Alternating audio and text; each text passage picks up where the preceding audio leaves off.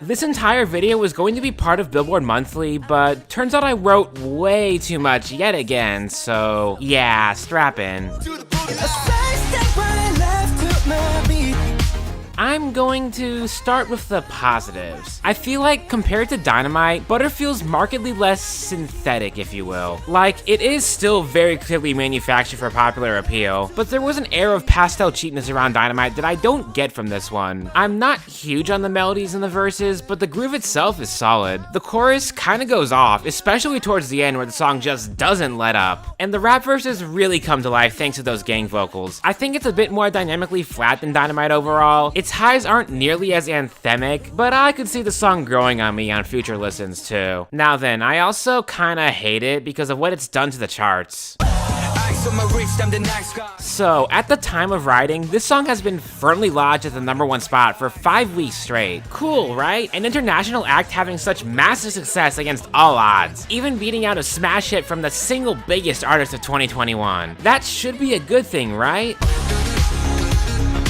Well, no it's not. Honestly, it made the charts incredibly boring to watch for all of June. Oh man, wonder if Butter's gonna hold the #1 yet again. But that's just a personal gripe, right? I didn't complain when Driver's License notched 8 weeks in #1, so what's the difference here? Well, the difference is how Butter held its #1 position. Driver's License was a streaming monster that crossed over to radio organically and held its spot due to streams in all channels. You can argue, well, it's Disney, it was manufactured, blah blah blah, all you want, sure. And that's not untrue, but it held its spot because millions of people were actively listening to it and seeking it out for several months straight. That kind of longevity can't be manufactured.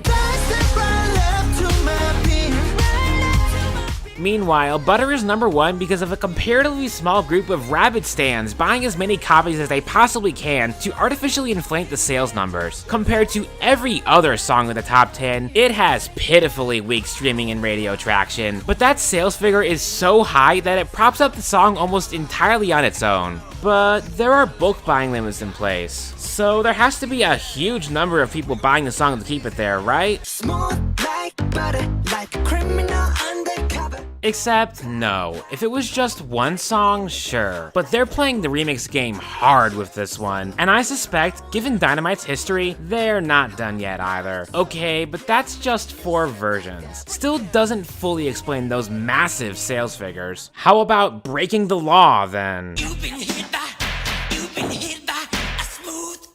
So it seems like Columbia Records is doing an oopsie, my bad, and just flagrantly flaunting legality for the sake of profits. And the sad thing is, I don't expect anything to be done about this. Is it fraud? Well, technically yes. Does it threaten the industry's interests? No it doesn't. In fact, in terms of sheer profits, it only helps the industry. And it's a rather obscure loophole to the point where even if someone with power were to take notice, I don't think they'd care enough to do anything about it. So then it's up to Billboard to do something about it, right? Which they have for other acts in recent years, the change in bundle rules last year being a pretty big one. Well, again, that's really up to them, and unless the labels step in and make them do something about it, I don't see why they would. Because at the end of the day, Billboard is an industry tool for promoting acts the labels once promoted. I got you.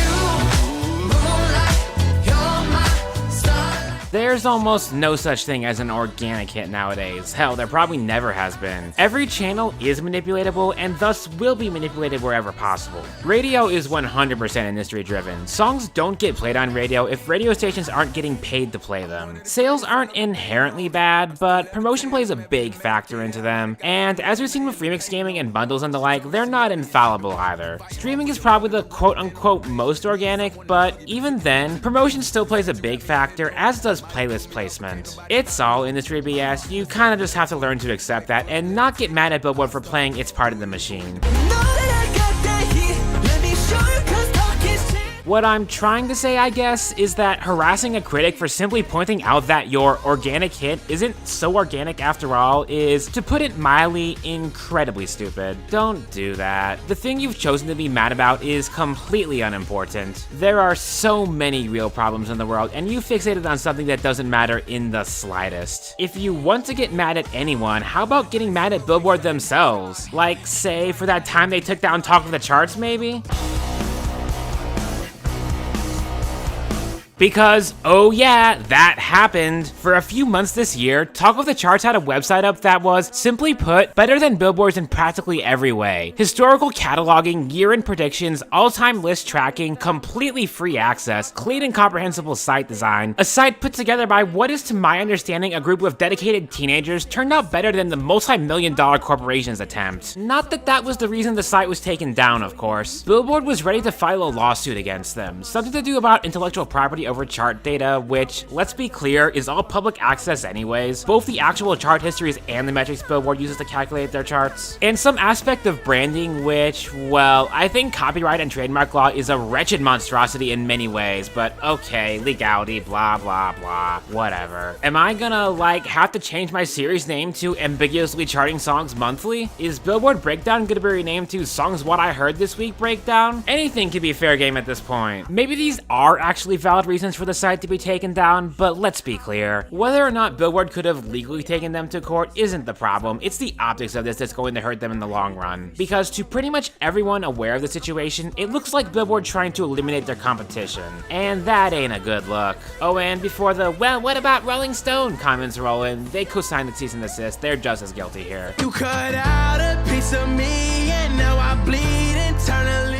It's also been viewed as retaliation for Talk of the Charts basically publicly humiliating Billboard a few months back by correcting the official Billboard chart again simply by looking at publicly accessible metrics. Which I don't think Billboard is actually that concerned about accuracy if they're publishing incorrect charts in the first place. And to tie this back to the original topic, if they're letting BTS get away with dubiously legal practices to secure the #1 spot. But that correction is very likely what got Billboard to take notice of them in the first place and directly led to the takedowns. So yeah, whether or not it is revenge doesn't matter because it sure as hell looks like it. The Talk of the Charts is primarily a teenage fan base, including the stans. A lot of stans. A lot of BTS stans. Stans who have since spent a lot of time validating Billboard as the end-all metric of success, which it's not. When I look in the mirror, I'm not too hard to do. Real talk, to those stans in particular, Billboard doesn't matter. All the money you're dumping on sales boosting one single song is essentially wasted money. Whether or not BTS has the #1 spot, hell, whether or not they chart at all, isn't going to change the fact that they're one of the single most well-known acts on the planet right now.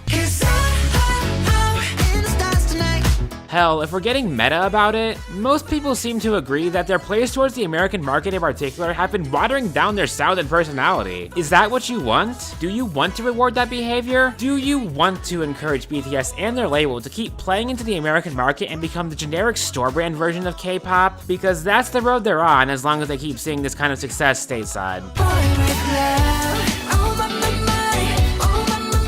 And I don't begrudge BTS their success either. They clearly have a dedicated worldwide fan base, and that the charts reflect their popularity feels correct. It's just that the means being used to keep them at the top feels scummy. I guess that's the fine line that's hard to balance though. Caring about the charts so much you inadvertently devalue them by cheating the system to get the result you want. Or maybe caring about the charts enough to be upset by the cheating the system, despite the company behind the charts showing themselves not worth caring about in the first place. Let's go.